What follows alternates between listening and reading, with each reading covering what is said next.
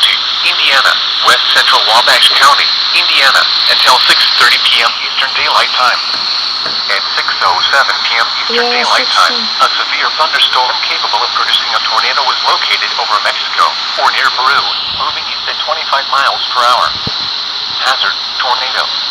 Source, radar indicated rotation. Impact, flying debris will be dangerous to those caught without shelter. Mobile homes will be damaged or destroyed. Damage to roof, windows, and vehicles will occur.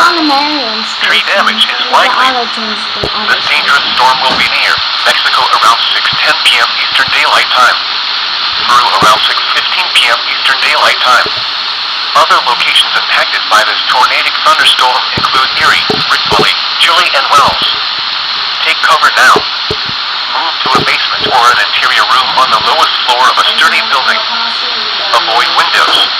If you are outdoors, in a mobile home, or in a vehicle, move to the closest substantial shelter and protect yourself from flying debris. Repeating, a tornado warning has been issued until 6:30 p.m. Eastern Daylight Time for the following counties in Indiana, Miami, and Wabash. This is NOAA Weather Radio.